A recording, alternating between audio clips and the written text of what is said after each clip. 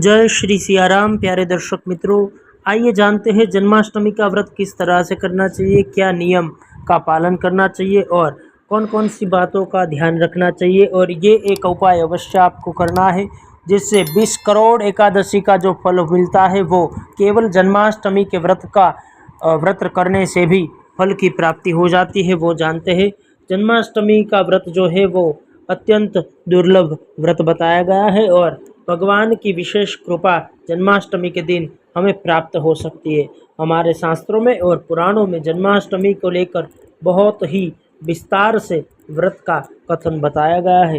जन्माष्टमी व्रत के नियम में हमें सप्तमी तिथि से ही नियम शुरू हो जाते हैं। सप्तमी तिथि को ब्रह्मचर्य का पालन करना चाहिए और सात्विक आहार ग्रहण करना चाहिए। उसके बाद में अगले दिन जन्माष्टमी पर सुबह ब्रह्म मुहूर्त में उठकर व्रत करने का संकल्प लेना चाहिए और सारे नियमों का पालन करना चाहिए।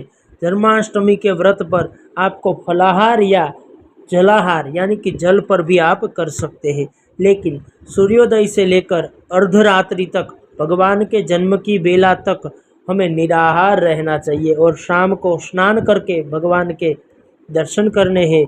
जन्माष्टमी का व्रत रखने वाले को पूरे दिन ब्रह्मचर्यता के नियम का पालन करना चाहिए। जन्माष्टमी के व्रत में भूलकर भी अन्न ग्रहण नहीं करना चाहिए। जन्माष्टमी का जो व्रत है वो रात को 12 बजे भगवान के जन्म के बाद में हमें खोलना चाहिए। और कुछ लोग जन्माष्टमी का जो व्रत का पारण है वो अगले दिन सूर्योदय के बाद भी करते हैं। जन्माष्टमी के शुभ अवसर पर आपको भगवान श्री कृष्ण के मंदिर में जाना चाहिए और भगवान के दर्शन करने चाहिए। जन्माष्टमी के दिन सुबह और रात में श्री कृष्ण भगवान की पूजा विधि से अर्चना करनी चाहिए और जन्माष्टमी के दिन भगवान को जिन जिन चीज़ों का भोग लगता है वही चीज़ आप प्रसाद के रूप में ग्रहण कर सकते हैं। और व्रत रखने वाले को गलती से भी दिन में सोना नहीं चाहिए।